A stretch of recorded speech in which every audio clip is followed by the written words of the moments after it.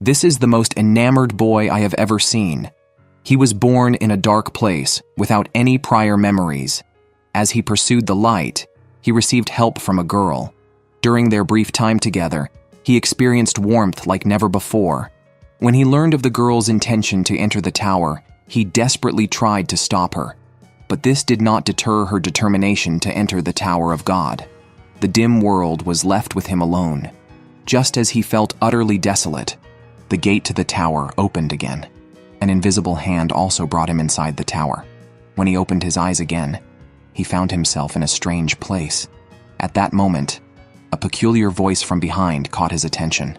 The tower's administrator, Hayden, appeared behind him. Bam, eager to find the girl, quickly asked Hayden how he could find her. But this is inside the tower. To get the answers you want, you must accept the trials, even at the cost of your life. But Bam didn't care about that. Upon learning that he could pass the trial by destroying the black sphere inside the cage, Bam rushed towards the cage without hesitation. Before Bam could reach the door, Princess Yoru, wearing black stockings, stamped his face. Although Bam understood what the girl was trying to express, the two did not speak the same language. Fortunately, the girl's attendant came over and took out a strange magic sphere. Its purpose was to make everyone's language understandable. Not only that, this sphere was also essential for survival in the tower, but Bam was surprised by this. Such abnormal behavior immediately made the princess realize that Bam was an irregular, because someone who entered the Tower of God through normal means would not be ignorant of even the most basic conditions for survival here. Just as the princess was about to press Bam further, the administrator stepped forward. In his eyes, interfering with other contestants during the test was a capital offense, even if she was a princess. A princess raised in luxury had never endured such treatment. But fortunately, Bam did not let this setback dissuade him from continuing to search for the girl. He walked resolutely towards the gate. At that moment, the princess did not want Bam to waste his life, so the administrator beside her suggested lending him the Black March. It could become different weapons depending on the holder. At that moment, the attendant desperately tried to stop this dangerous idea, but the princess ignored him. She directly summoned the weapon box and lent the unmastered artifact to Bam. Then, the princess no longer tried to stop him from ascending the tower. But when Bam entered the cage, the immense eel felt even more oppressive. Facing the rushing, gaping maw, he could do nothing, and was swallowed without any resistance. The princess was very worried, but being swallowed by the monster was the correct approach to this trial. Escaping the eel's pursuit in such a small cage was as difficult as reaching heaven, and confronting the fear of death was the answer to this trial. The boy who advanced again had not a moment of hesitation. With no obstacles, he smoothly reached the black sphere, and by destroying it, the trial would come to an end. But things were obviously not that simple. The artifact in his hand stuck in the sphere, unmoving. As the eel adjusted its body and prepared to strike again, the attendant behind him reminded him that his artifact had not yet been activated. To activate it, he had to make a wish to the weapon. Then, a great burst of golden light smashed the eel's massive body against the wall. At the same time, a beautiful woman appeared before Bam, leaving Yoru, who was behind her, stunned. She had tried countless times to activate the weapon, but had failed each time. Yet this young man succeeded on his first attempt. Could it be because this guy likes men? Bam, empowered by the artifact, easily destroyed the black sphere. Subsequently, the two embraced, surrounded by a burst of black light, leaving only the weapon behind. Yoru and the attendant were left dumbfounded. When Bam opened his eyes again, they were on a plane. If a crocodile were insulted, how would it react? The crocodile, who said his name was Rak, responded. Agnes found this too amusing. The crocodile expressed a desire to challenge Bam one-on-one. Agnes, disappointed, felt that the crocodile was also dominated, a fool who followed others' instructions. Hearing this, the crocodile became angry and shot back. Agnes jumped to avoid the attack. Afterwards, Agnes accidentally discovered that Bam's knife bore the jihad symbol, so he ambushed Rak, tripping him to the ground, and then ran off with Bam. Rak, standing up enraged, chased after them in the distance. However, the two hid behind the multi-eyes tribe. Agnes asked Bam where he got the knife from. Such a weapon is only bestowed to jihad princesses, and as a man, Bam shouldn't possess it. Unable to reveal the truth, fearing trouble for Yohanri, Bam made up an excuse. Agnes thought Bam was somewhat special and decided to accompany him. After a while, there were still over 200 people remaining inside the tower. The two hid beside a mountain. Bam, distressed by the deaths of so many, was asked by Agnes if he had never killed anyone. Bam explained that he had no memories from before and only remembered waking up underground. He had tried desperately to break through the surface but accidentally fell down, and then the surface was broken by Rachel. Bam cried out in excitement. Rachel was his lifesaver and had been with him for a long time. But Rachel wanted to see the stars, which were at the top of the Tower of God, so she entered the tower to climb it. Bam came here to meet Rachel. Agnes finally understood that Bam's rule was Rachel. He shook hands with Bam again, this time to become companions. When Agnes heard the test rules, he made a decision not to waste energy during the time, but to find companions from the remaining 200 people. Agnes thought Bam had the value of becoming a companion. A man who could even interest a jihad princess would surely be an asset to act together. At that moment, Rock jumped down, swinging a gun at them, but stopped at the last moment because a voice announced the end of the first phase of the test. Only 200 people were left, and those who fought beyond the time would lose their qualification. Everyone now had 5 minutes to find 2 companions. They would qualify if they touched each other when the countdown ended. Agnes proposed to Rack to become companions, but Rack turned and chased them with a gun instead. Agnes asked Rack to reconsider, but Rack said he wouldn't become companions with his prey. Agnes decided to stop and planned to kill Rack within a minute, then find other companions. Suddenly, Bam stepped forward to intervene, suggesting that if they wanted to fight, they should come at him, but he threw away his black knife. Rack was confused and urged Bam to pick up the weapon, not wanting to attack an unarmed person. Agnes realized that Bam was trying to buy time. Agnes once again tried to persuade Rack, but Rack knocked him away with a single blow. With only 10 seconds left, Agnes had no choice but to rush forward and embrace him. With only 5 seconds remaining, Bam hurriedly ran forward. At the end of the test, the 3 of them managed to touch Rack, and they proceeded to the waiting area. Rack had been bribed by Agnes's chocolate. When test administrator Yoru appeared, the entire room fell silent, his presence immediately commanding the area. Agnes explained to him that all test administrators had climbed to the top of the tower, the place where King Jihad resided. At this moment, Yoru felt there were too many qualifiers and released a massive amount of Shinsu, pushing everyone back and creating a water wall in the middle. Yoru explained the rules. Shinsu is the power used for fighting within the tower. There are no limits to Shinsu, but its concentration varies. Teams that could withstand a high concentration of Shinsu and pass through the wall would qualify. If even one member of a team failed, the entire team would be disqualified. However, Bam was not repelled by the Shinsu. He stated he would just stay on the other side. Yoru interrupted Bam, suggesting there might have been a mistake, but that luck was also a part of what was needed in the Tower of God. He declared Bam had already qualified, thinking to himself that a monster had arrived. To pass the time, Yoru and Bam made a bet on who would be the first to pass through the wall. The loser would have to answer a question. Both chose the same girl, who successfully passed through the wall, resulting in a tie. Bam asked if Yoru had seen a blonde girl with freckles, and what irregulars were. Yoru said he had not seen such a girl. Irregulars are those who are outside the laws of the tower. The Tower of God is divided into 3 areas: the residential outer tower, the inner tower, which only selected personnel may climb, and the middle area, which connects the inner and outer towers. Only a very few are chosen by the administrators to qualify for entry into the inner tower. Bam was such an irregular, coming from outside the tower. At that moment, Rack and Agnes also passed through the wall, though Agnes's bag got stuck for a moment. He pulled hard and still made it through. Seeing the two approach, Yoru stood up and cautioned Bam not to get too close to Agnes, then left. After a while, they arrived at the 3rd test venue. Bam couldn't help but take another look at Agnes. The girl never liked to consider others' feelings in a fight because she had absolute confidence in her strength. This time was no different. She felt her opponents were too weak, wanting to fight 3 at once. However, her opponents thought she was being too arrogant. As they picked up their weapons to confront her, They hadn't even approached her when she pushed one away with a slap, flinging him 2.5 meters. The team leader wanted to avenge him, but the girl didn't give him the chance. Before he could react, her whip had harshly struck his face.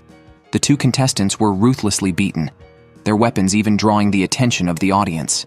After defeating the 2 contestants, she felt no challenge at all, even feeling sleepy, completely ignoring the last opponent.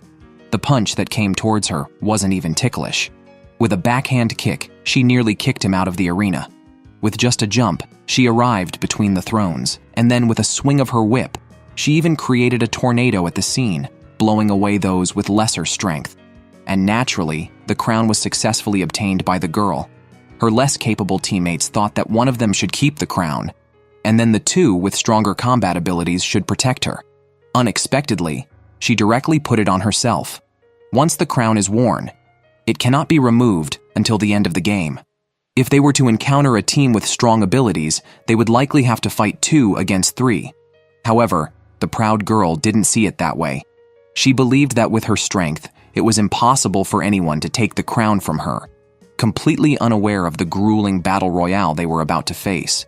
Then, after a brief rest period, 2 more teams joined this crown game, and the scene immediately turned into a battle of many against few. The first to attack were the swordsmen from the opposing side, but facing the charge of 2, Hats repelled them with a single sword strike. The birdman thought to let his subordinates hold Hats down while he attacked from the air, but unexpectedly, their brief encounter nearly destroyed his weapon, and Hats's previously thrown weapon also blocked the birdman in the air. Both sides were thus stuck in a stalemate again. This man was definitely one who pushed rationality to its limits. Despite appearing to handle everything with ease, it was all an act, as he was very aware of his current predicament. Facing the enemy's pincer attack and the third enemy, who had yet to make a move, he was fully aware of what he should do. Unfortunately, his strength was only a 5, and this slight flaw was just what the enemy needed to exploit. A woman with a knife swiftly approached him, and although her strike did not hit, it succeeded in making the man lose his balance. He was then restrained by the people behind him, and the woman prepared to deliver the final blow. Seeing the situation was hopeless, all he could do was silently close his eyes. But the woman's knife did not come as expected, because her powerful teammate came to support her. After all, had he not arrived, they would have been one person short. The woman who was repelled was very confused. She turned to find that the 3 people restraining Hats had already fainted. As the scene fell into a stalemate once more, everyone's gaze naturally turned towards the man who had just woken up. The man gathered energy in the palm of his hand, and the next second, a fierce blast of Shinsu shot towards the throne where Anak was guarding the crown, immediately switching to combat mode. As the attack came towards the still unsteady Anak, her teammate also tried to help, but they didn't expect the presence of a wave controller who made it impossible for them to approach the throne. Anak, dodging the attack, landed back on top of the throne, and it seemed the situation had reversed again. The wave controller still tried to persuade Anak to hand over the crown honestly because his attack could cover the entire area, while she could not leave the throne. These words directly angered Anak. In an instant, the green April she held transformed just like something out of a straw hat wearer's arsenal. Because of the wave controller, the advantage of long-range attacks was completely lost. Meanwhile, the Black March held by another leaf, influenced by the now unleashed green April, also became restless and even difficult to suppress. The resonance between the 2 weapons even affected the still fighting green April. Seeing the easing offensive, the woman picked up the man and fled. If they didn't surrender then, their lives were likely at stake. Here, for just a bonus level, losing lives was truly not worth it. But Anak, already heated up, was clearly not so easily persuaded to stop. She blatantly ignored the rules of the game, smashing through the door of the restroom and confronted Bam face to face. She questioned him on why he possessed the Black March, a weapon bestowed only to the princesses of the tower by its king, and yet here it was, held by a man. Clearly, Bam was unworthy.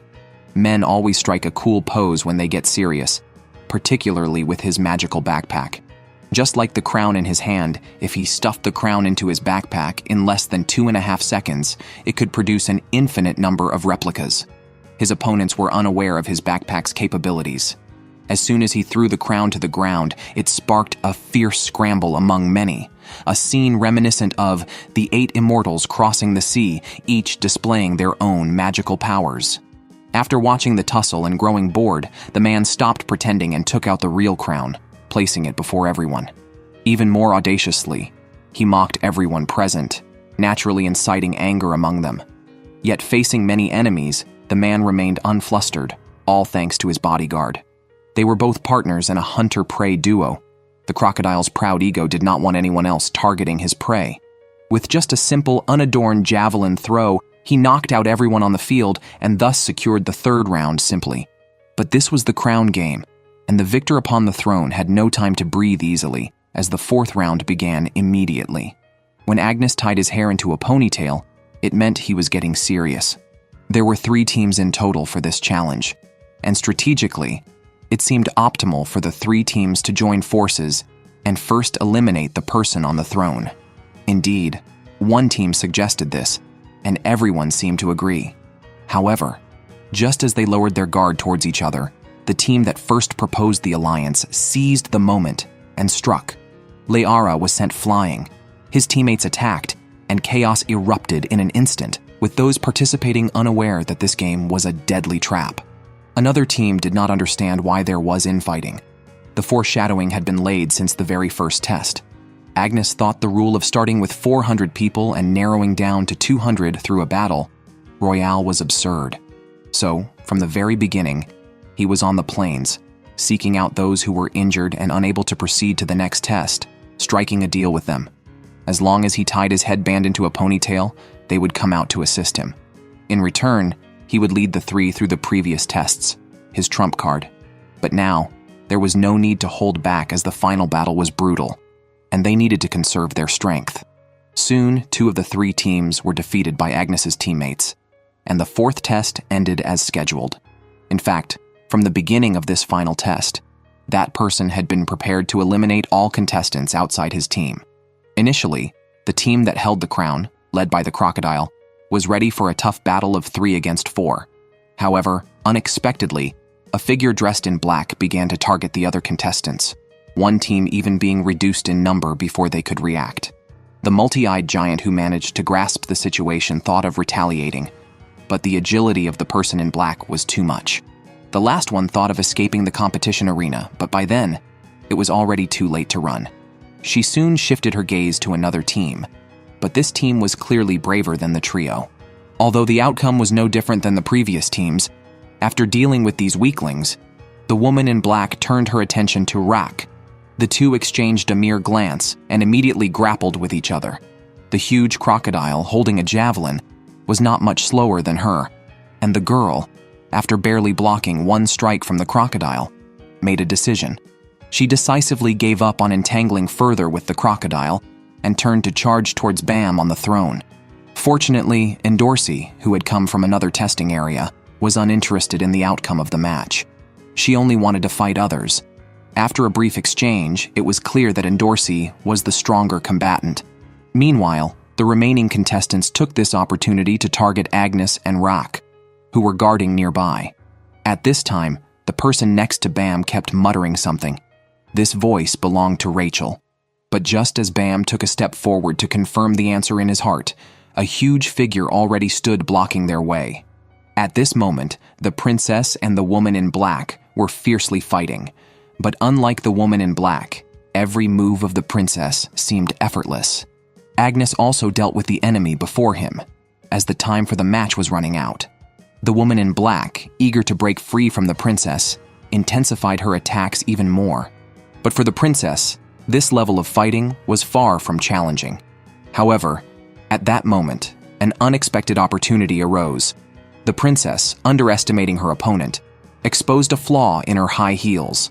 The woman in black struck directly at her heel, but at that moment, her shoe broke, causing her to fall to the ground. Seeing this, the woman in black, without looking back, rushed towards the throne. This directly led to a massive iron rod striking her head-on. Blood flowed instantly, and with a blurred consciousness, he still thought about the girl's safety. At this moment, he did not know the immense power contained within him, As he fainted, his body transformed into a beam of golden light, bursting forth, soaring into the sky. The powerful aura made it impossible for anyone nearby to approach. The examiner silently analyzed everything from behind. After all the energy was released, the woman responsible, also injured by the aftermath, lost half her vision. At this moment, Bam had lost control. He staggered to his feet, ready to deliver the final blow to the culprit.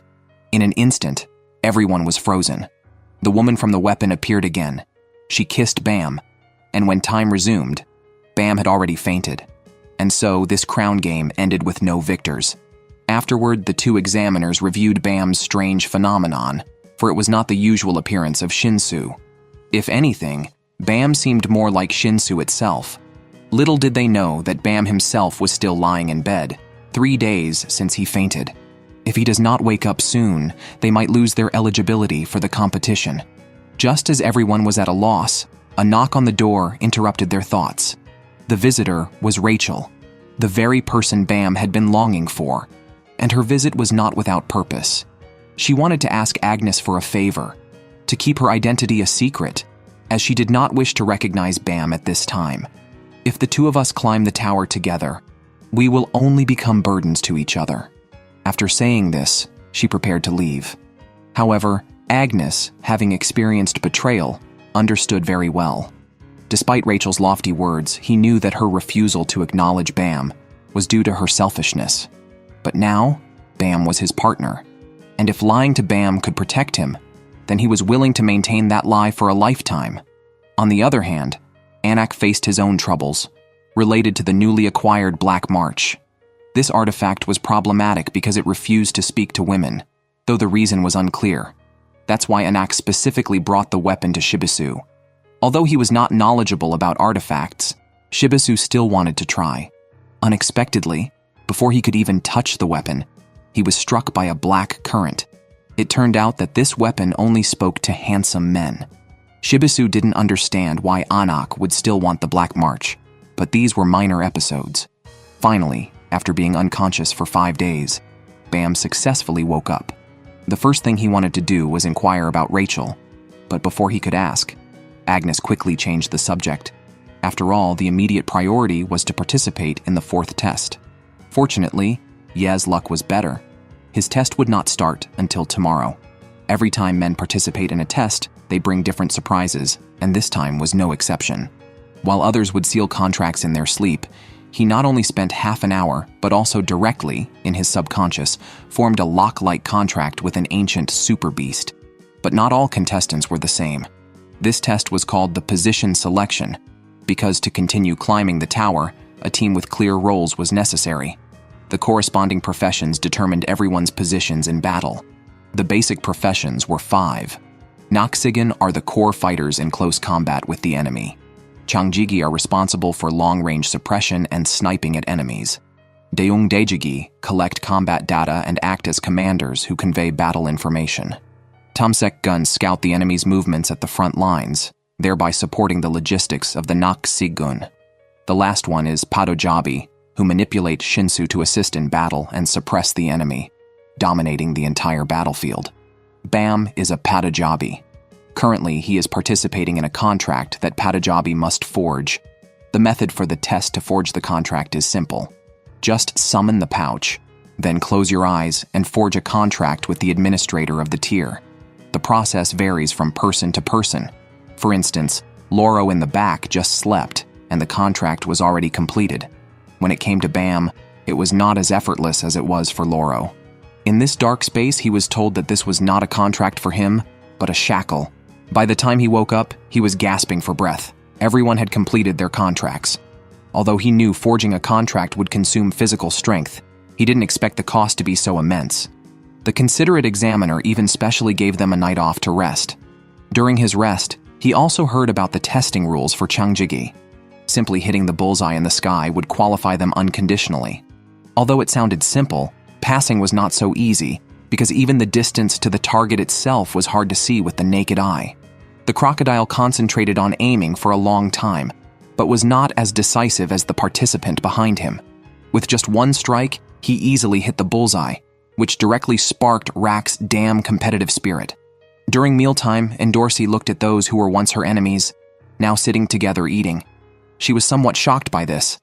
Despite being enemies, they seemed to be in good spirits. Nonetheless, she decided to join them. When she sat down, they explained the reason for their gathering. The task for the searchers was to make friends, specifically to make 9 friends within a week. They had run through all the contestants' rest areas because their low EQ meant they hadn't made any friends, and they had almost made many enemies. Now, they wanted Endorsi to become their friend as well. However, because they did not know her true identity or the strict rules of her household, it was naturally impossible for them to become friends. Moreover, she herself did not believe in pure friendship between men and women. Although they were both princesses, they were always at odds whenever they met, and they even came to blows in the subsequent test. The rules of this test were simple. Just kick the opponent off until only 8 remained. Many contestants, intimidated by the height of the field, hesitated to make a move. For the 2 princesses, this was a natural hunting ground. Unexpectedly, Anak, also a princess, launched an attack on the other princess. Endorsi successfully blocked Anak's attack, and gaining the upper hand, did not forget to taunt Anak, thinking that without her weapon, Anak was no match for her. Both were stubborn, and up above, a participant of the Deungdejigi profession was taking their test, which involved skillfully controlling strange screens in front of them. This posed no difficulty for Agnes, who had even started using these screens to review the progress and detailed logs of his teammates and enemies.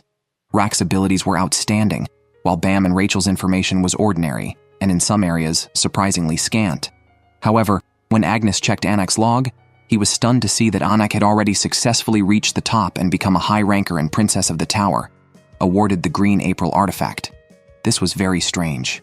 Why was such a powerful person who had already passed the test still here, fighting back and forth with these contestants who seemed like a mixed bag? Moreover, the information stated that Anak had already died. As Agnes pondered this, the 2 on the square had unwittingly reduced the number to just 9 while running and chasing. Just 1 more needed to be eliminated for all the remaining contestants to qualify. The next second, Anak launched an attack, enhancing her body with Shinsu, but her attack was still blocked by Endorsi. After a huge cloud of smoke, Endorsi seemed to understand that the person before her was not the real Anak, but Anak's child. Endorsi had been reluctant to strike her from the start, only wanting to confirm one thing: why her mother, despite becoming a princess, chose a path of unhappiness, opting for things like marrying and having children, which are forbidden for princesses even though they could live happily and worry-free, like beautiful shoes displayed in a cabinet, beautiful yet belonging to no one. But there are always exceptions, like her mother, who chose to pass her power to the next generation, a capital offense in the tower. This is a tower that people yearn for, where danger and opportunity coexist. The girl who climbs this tower will be crowned by the king of the tower and granted the title of princess. No matter how humble her origins, once she ascends the tower, she will become an existence revered by thousands. Clearly, Anak's mother was one such person. She despised this rule and also despised the princesses who accepted this rule. At this moment, she is solely focused on eliminating the princess before her. Endorsi does not understand why Anak is angry. She keeps saying that it was her mother who crossed the line, even though in this tower, that is considered a grave crime.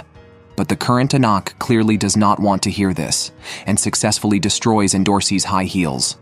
Just as the girl is about to fall, Anak, having let down her guard, is caught by the foot. At this point, and the 2 plummet into the abyss of the arena. The examiner responsible for this test announced the results at the moment they both fell.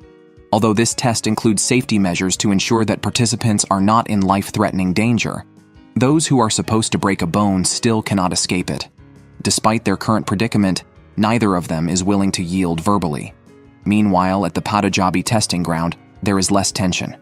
Participants are uniformly controlling Shinsu to attack balloons in the sky, and the strength of the contestants is evident at a glance. Round after round of shooting clearly overwhelms HOU, whose prolonged effort can no longer pop the balloons. The examiner, a sheep, also notices this and praises everyone for their progress while letting them rest. Then, Bam and Gray take the stage. Bam's exaggerated power causes the surrounding balloons to explode simultaneously, undoubtedly passing the test. This causes Hou, who just failed, to feel extremely unbalanced. At this moment, because Bam feels that passing the test is all thanks to Loro's guidance. This makes Hou, who is already feeling imbalanced, even more upset. Although he does not show it on the surface, this two-faced, insincere attitude cannot fool everyone. Indeed, this becomes completely apparent on the way home. Back in his room, he exhibits the extremes of duplicity. The test was already his limit. He is weak, but does not want others to know. And if it continues like this, he will surely be eliminated. He now needs a breakthrough, and just then, a doorbell disrupts his personal time. But when he goes to check, he finds no one there, only a letter on the ground. This is a game of hide and seek where the winner receives 100,000 points. Winning this game means that for some time to come, one can live a happy life without worries about food and drink. The 28 participants were thoughtfully divided into two groups, ensuring that at least 14 people could win. Just when everyone was confident, thinking that this test was an easy score, the main examiner delivered a severe blow.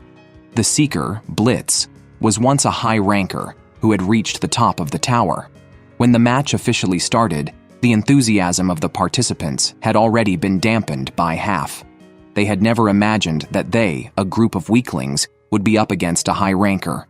Fortunately, the opponent's power was limited during the match, so the situation was not too bad. Now, the participants urgently needed a leader, and without a doubt, Agnes from Team A was chosen as the leader. His first command was to use someone as bait. Unfortunately, Shibisu became that bait. Sitting directly at the entrance, Shibisu was closely watched by two Deungdaijigi, monitoring the enemy's movements. Just when Shibisu thought the enemy would not fall for it, Blitz appeared right behind him. Being a high ranker and one who prefers easy targets, such simple bait was almost like a provocation to him. Seeing the ghost appear in front of him, Shibisu took off running, hoping to buy some time. However, Blitz clearly did not take this weak bait seriously, instead teaching everyone a lesson. The Deungdaijigi responsible for observation should have been flying in the air using Shinsu to keep watch. Such rookies hiding and observing from the side were too naive. The first to fall, the Deungdaijigi, meant that the team was initially without eyesight. Blitz, having taken down the first target, thought to quickly take down Shibisu next, aiming to defeat them one by one. However, he did not expect that the moment he exposed himself was when he fell into Agnes's real trap. Anak, positioned above, attacked Blitz, but was pulled down instead. At that moment, Anak still foolishly tried to match strength with Blitz. But fortunately, the opponent did not lose his temper. Being a high ranker, even though he had fallen into a trap, the participants only wanted to win. So, Blitz forced himself to calm down and even gave everyone 2.5 minutes to run away, as a reward for their clever trap. Once he explained the rules, everyone had already vanished. Because they couldn't win head-on, they had to resort to Plan B, escape. Anak, carrying the badge, immediately took the elevator to the top floor, which took 5 minutes. These 5 minutes were now dependent on the remaining team members. However, the 2.5 minutes passed quickly. The Changjigi had already prepared to fight on the stairway that must be crossed. When they spotted the enemy again, 2 teammates had been knocked down. The rest were thrown into disarray, attacking blindly into the darkness, with some even searching for people in the dark. The outcome was clear. The people on the stairway couldn't even hold out for 2 minutes. Up to now, they were still far from their goal, and they could no longer hold on. Anak still had some distance to the finish line, and Blitz was about to finish climbing the stairs. Loro, the slightly capable member of the group, was sound asleep, because regardless of the outcome, he was basically qualified. Without a doubt, Team A was bound to lose under these conditions. Anak would soon be caught by Blitz, especially on this bridge where she had no escape. Agnes had no strategy left to employ. Even test administrator Leroro thinks so, but Rock believes that Agnes must have some plan. At this moment, Tamsegun Shibisu is speaking ill of Blitz behind his back, vowing not to let him get close to Anak. However, Blitz silently appears right behind him, and then Shibisu tragically meets his fate. Yet in the end, he defends his honor for a few seconds. After overcoming numerous obstacles, Blitz finally reaches the bridge, only to find Agnes waiting for him there. Agnes tells Blitz that Anak is not there. She has already jumped off the bridge and headed to the exit below. Blitz naturally doesn't believe such a foolish thing. Jumping from such a height and still being alive is impossible. Agnes responds by saying that she is, after all, a princess of Jihad who had been seriously injured in the Noxigan game and seems to have undergone physical enhancement training. Hearing Agnes say this, Blitz almost takes it at face value, but a moment's thought makes him realize that Agnes must have replicated the lighthouse and hidden Anak underneath the bridge. Agnes still tries to struggle, but Blitz directly jumps down with him, which is exactly what Agnes had anticipated. Suddenly, Agnes lets go of the administrator's hand, and a long whip catches him. It's the Green April. Anak intervenes from the other end of the bridge, using the inertia of Agnes's fall to pull both Anak and the lighthouse upwards, quickly returning Anak to the bridge. Now they are just one step away from victory. Blitz, having been outplayed, is furious and seems out of options. Then, a voice behind him surprises him. The watching test administrator is astonished and announces that Team A has already lost. In the blink of an eye, Blitz is waiting at the finish line, and as Anak approaches, he swiftly passes by her, snatching the badge from her. The test for Team A is declared over. They have failed. Agnes apologizes to his teammates, acknowledging that he let them down, and his self-reproachful statements earn everyone's forgiveness. Little do they know, this was all orchestrated by Agnes. After they held off the test administrator, Loro appeared behind him, and Agnes came down from above, asking Blitz if he wanted to go up, then helped him. His undeniable goal was to help his true companion, Bam, to pass. He intentionally let Team A lose the game, and left as many clues as possible for Team B, to ensure the 10 companions he recognized could win the test. However, Blitz, having been toyed with, is now on the verge of exploding. He is not going to let Agnes accomplish his plan easily. Meanwhile, as Team B's test is about to start, several are still arguing over the position of leader. But after Endorsi speaks up, immediately someone bootlicks, and the princess easily becomes the leader. Blitz's badge is also on her, and she instructs the swordsman and 2 Changjigi to act together, splitting the group. She takes the other Noxigun and Bam with her. However, the 2 Changjigi, apparently not so smart, try to capture Blitz to show off their abilities, even threatening the swordsman to help them. The swordsman barely intervenes, and the 2 instantly back down. At that moment, the swordsman becomes alert to any noise. On the other side, Endorsi unexpectedly turns on her companions. The others don't understand, but Endorsi tells them a story about a destitute noble family that took in a young girl. This family, being the lowest among the 10 great families, aimed to give birth to a princess of Jihad by adopting talented girls and making them compete against each other. The daily meals are determined by our training rankings. Those at the top enjoy a luxurious feast, while those at the bottom get nothing but cold, hard bread. Every day, the girl who gnawed on the bread dreamed of tasting the feast her sisters had. Finally, one day, she monopolized all the luxurious meals because she had eliminated everyone else.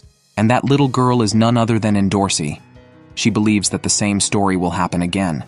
She gathered all the Noxigan together and eliminated them, ensuring she would pass the test. Knowing her intentions, one tried to run away, but was tripped up. Another attempted to attack her, but was easily defeated. This is how the princess told Bam about what climbing the tower entails. If Bam wants to climb the tower with Rachel, these are the things he must do. At this time, the swordsman was very cautious, knowing he was about to face a formidable opponent.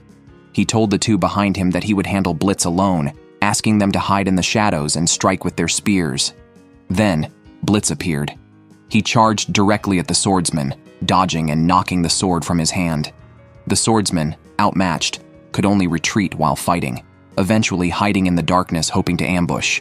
But he was caught and pinned against a wall by Blitz. Still, the swordsman didn't give up.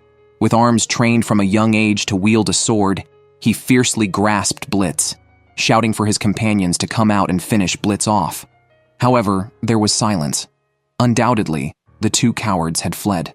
Blitz was disappointed. Being a test administrator, he despised traitors. Meanwhile, Endorsi had beaten the 2 Noxigan to a pulp. At this moment, Bam asked Endorsi to stop. They were all in the same team, and he didn't understand why she had to do this. and Dorsey explained that they were only a team because they were forced to ally, and in the position test, it was still a competition among them. But Bam didn't agree. Amidst their argument, a Noxigan with a sword stood up behind them. The sword emitted a strange green light, and with a shout, he launched the green light at Dorsey. In a critical moment, Bam stepped in front of Dorsey to take the hit for her. He couldn't betray or deceive others just to climb the tower, and he didn't want Rachel to do so either. He just wanted to protect her. Dorsey was frustrated. Rachel didn't expect him to do such things. Bam knew this, but his heart still wanted to protect her. Meanwhile, HOU arrived claiming he knew about Bam and Rachel's situation and wanted to talk.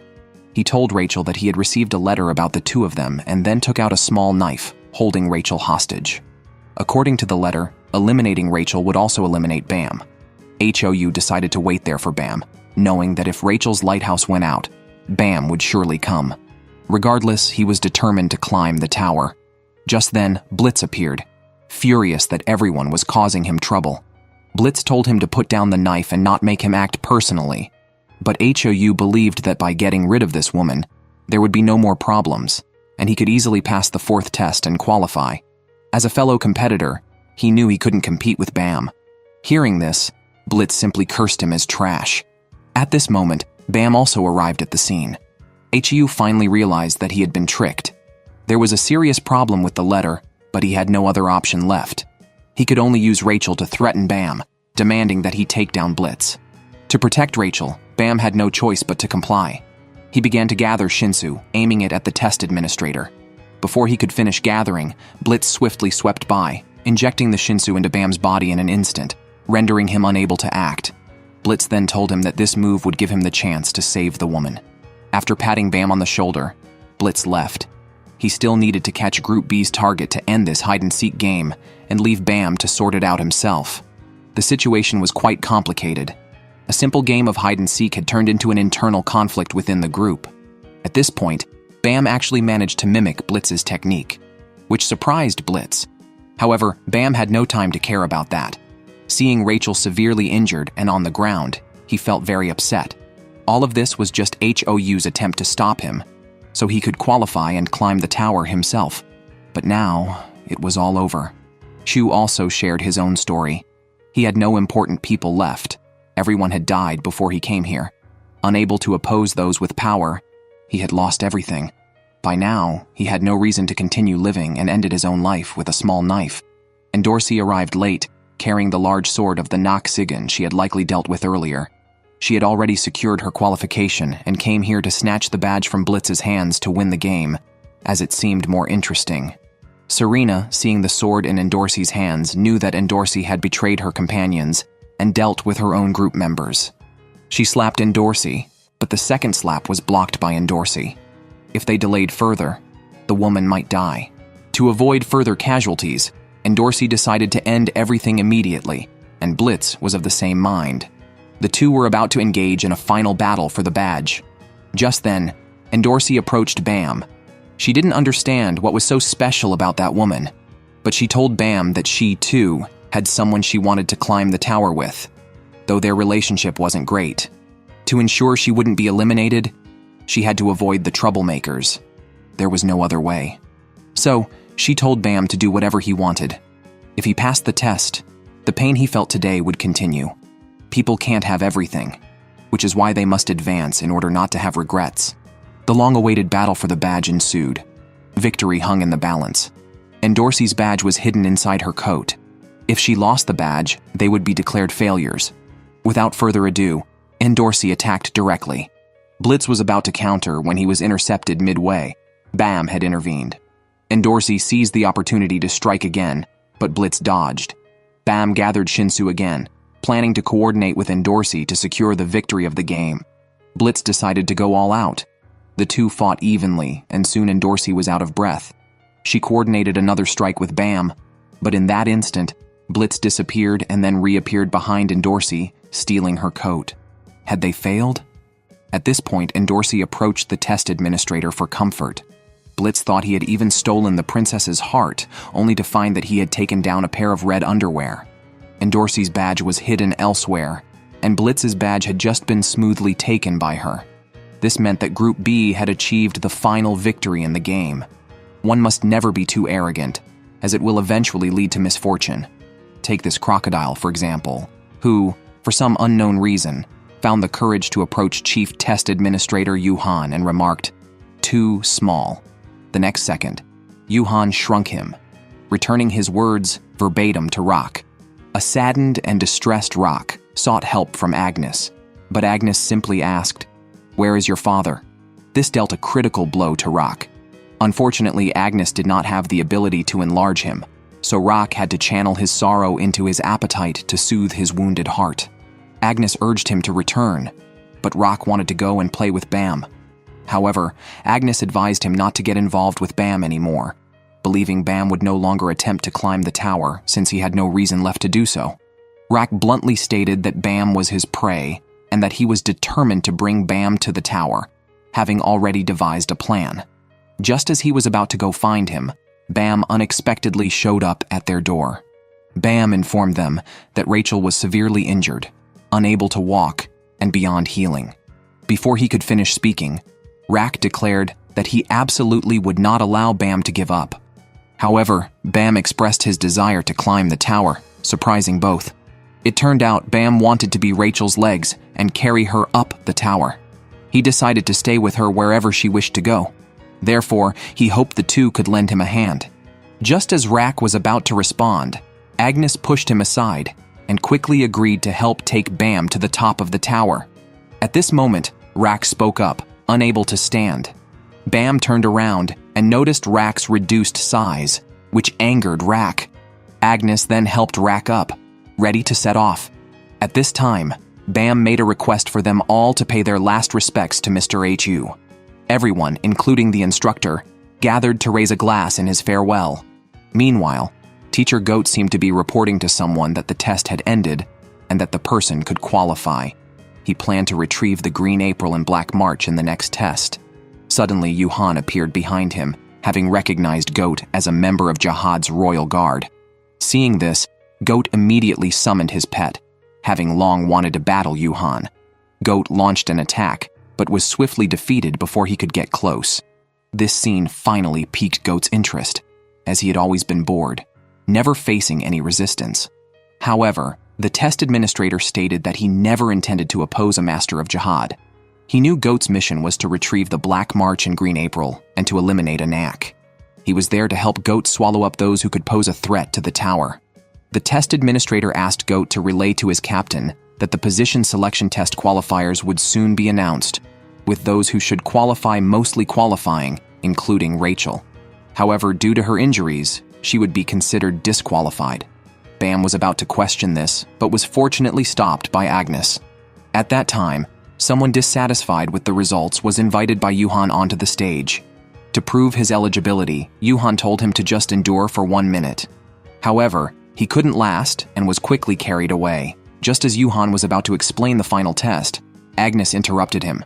Agnes hoped Rachel could participate in the final test, as it was what Bam desired, but Yuhan disagreed, stating it was not allowed by the rules. Agnes was aware of this, so he decided to participate in the administrator's test directly, under the condition that Rachel could participate as well. Although this was an extremely difficult test, both Agnes and Rack were confident. However, there was another condition for participating in this test. Only irregulars could participate. Clearly, Agnes was not an irregular, but Bam was. Therefore, he had the qualifications to participate. For Rachel's sake, he decided to take the test. When everyone learned that he was an irregular, they were surprised, because irregulars were people who broke the rules of the tower. Whenever an irregular came to the tower, it would lead to a major disaster. Being associated with such a person would lead to their exclusion. Now they faced a choice. If they helped Bam pass the test, they could gain the qualification to climb the tower the fastest. However, the mark of being an irregular's assistant could never be erased. Upon hearing this, Agnes outright refused to help him anymore, but Rock sent him flying with a push.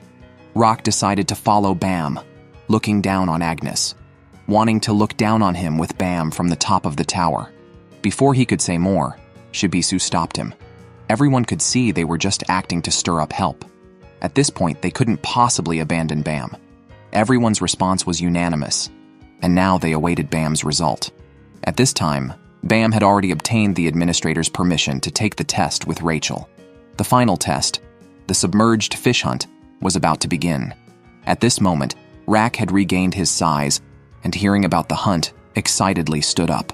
However, they were the ones being hunted, which was too bad. Bam and Rachel, as the fish, would be hunted by the striped fish whale. They manipulated Shinsu every day, casting a large net to drive the submerged fish into it, while Bam and the others were enclosed in a sphere made of Shinsu and swallowed by Mrs. Striped Fish. If they could be excreted, then they would safely pass the test. In nature, there are inevitably predators and prey. The barnacle ghosts would use giant serpents to steal the fish collected by the striped fish whale. If Bam and his group were eaten by the serpents, they would be directly eliminated. The mortal enemies of the ghosts and serpents were the patterned pigs. As long as they sensed the pig's presence, the striped fish whale would flee, fearing it would be eaten. Bam's companions needed to deal with the enemies of the striped fish. However, there were also creatures like the bull, which devoured everything that moved. This monster was so fierce that even a master tester had to flee upon encountering it. At this time, Bam and his group were on their way to the hunting ground of the striped fish whale. His companions were distributed around the land, following Agnes's commands, ready to respond to any situation to ensure the striped fish whale could feed smoothly. However, an accident still occurred. On the side of the sword, two companions mysteriously disappeared. Sensing an abnormal killing intent, Shibisu decided to investigate. He was startled by a sudden appearance of a creature, the bull they least wanted to face, which was holding the corpses of their companions in its mouth. Agnes told Shibisu to run for his life. However, in order to allow the striped fish whale to enter the water smoothly, he took a risk. Picking up a rock, he threw it at the bull, causing it to pause and turn to look at Shibisu, then ignored him and walked forward. With no other choice, Shibisu drew his knife and stabbed it into the back of the bull, whetting its appetite. It then bit towards him, and in a moment, it had him in its mouth, ready to swallow him whole. At the crucial moment, Anak intervened to save him, followed by Endorsi. Both of them considered the bull their prey, and despite the circumstances, they showed off their long legs. Don't even mention Shibisu. Even a cow can't stand it anymore. It wants to take both of them down in one bite. As the cow launches its attack, the two princesses are not the least bit flustered. Endorsi simply kicks the cow away. At this moment, facing the cow's attack, the two princesses still have the leisure to engage in a duel. They take turns attacking, each having 5 minutes. The only condition for victory is to defeat the cow. If Endorsi wins, Anak must hand over the 13-month series to her. If Anak wins, then Endorsi must become her servant for life. The duel is established. Endorsi attacks first. Anak keeps an eye on the time. Endorsi, annoyed, kicks the cow away again. But the cow, tough-skinned and resilient, quickly gets back up. It uses its tentacles to bind Endorsi, who breaks free with a little effort. 4 minutes have passed. Endorsi is about to unleash a powerful move to finish it off, but the cow roars and runs away. The time hasn't reached 5 minutes yet. 5, 4, 3, 2, 1, exclamation mark. Anak excitedly chases after it. Endorsi quickly follows. On the other side, Rock is stomping his foot. He also wants to fight the cow and is becoming impatient waiting.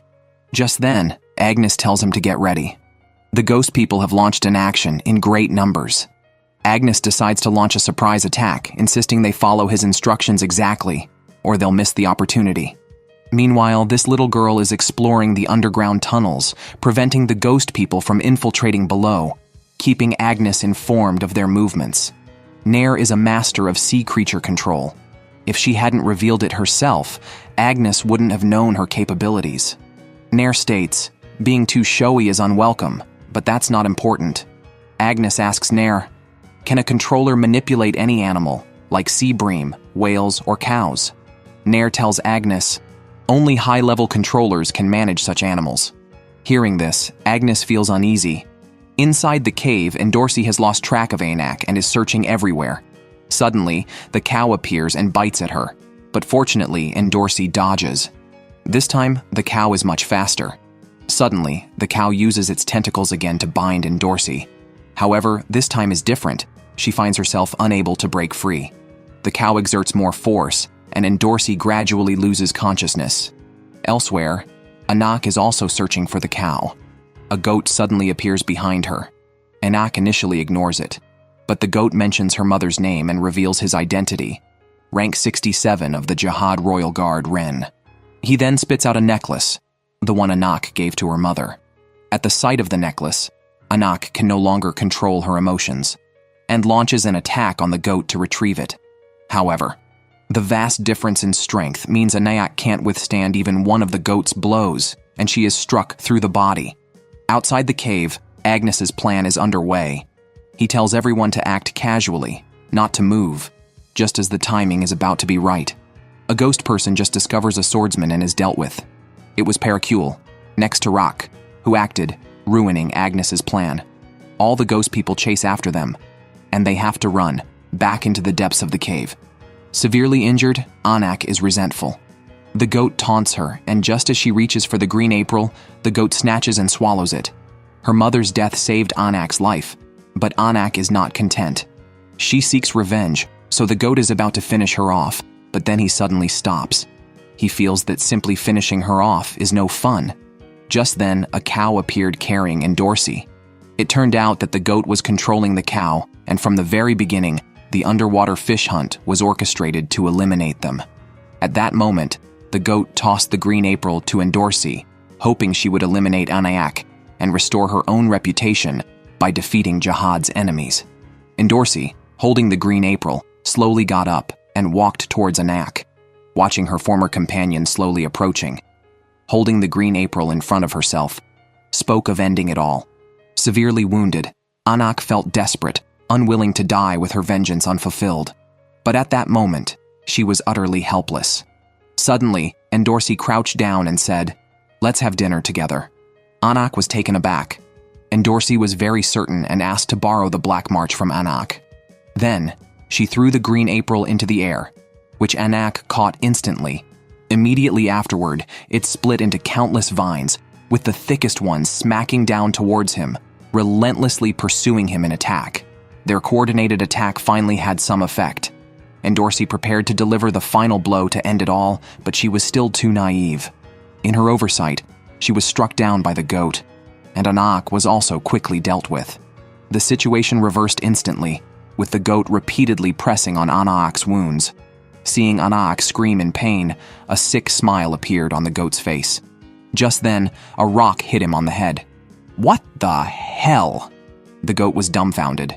Then, countless more stones fell, and he couldn't stand it anymore.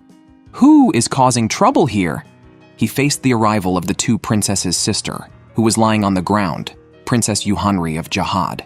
She had gone through a lot of trouble to retrieve the Black March taken by Bam, and had found the test floor thanks to Shibisu's guidance. The goat asked why the princess was there, to which she retorted, "Who allowed you to speak to me casually?" Frightened, the goat hurriedly introduced himself, but the princess ignored him and instead looked towards the Black March on the ground. The goat quickly stated his case, claiming he was under Lord Jihad's orders to recover the 13-month series. He tried to take the green April, but the princess simply told him to scram. Unable to secure the green April, the goat was not pleased and even threatened to tattle to Lord Jihad. This truly angered the princess. Meanwhile, Rock was fleeing from a massive pursuit of ghouls. Halfway through, he felt something was amiss as fleeing did not suit his nature. He decided to counterattack, charging back down the slope in a leap that covered at least 100 meters, landing directly on a land snake. Outnumbered and surrounded by a horde of ghouls, Rock was unable to resolve the situation alone. Just as the ghouls were about to strike together, everyone floated into the air, helped by Loro. The land snake then spat out many patterned pigs, and all of this was part of Agnes's plan. Loro destroyed the underground passage and lured the pigs to the ghouls. Having successfully completed his plan, Agnes told his companions he needed to rest. He was about to face his brother Hachuling, who had come to check on him due to hearing rumors about Agnes. Agnes was ready to fight, but Hachuling stopped him, knowing he couldn't win. Two individuals had a minor quarrel, but due to the appearance of a swordsman, they parted ways unhappily. At that moment, The test administrators also noticed the intruder. Just as they were about to investigate further, Hatcheling shut down their system.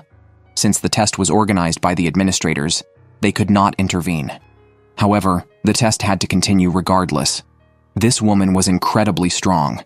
She stood still and received a blow from the goat as if nothing had happened. The pets that attacked her were instantly reduced to a pool of blood with no remnants of flesh left.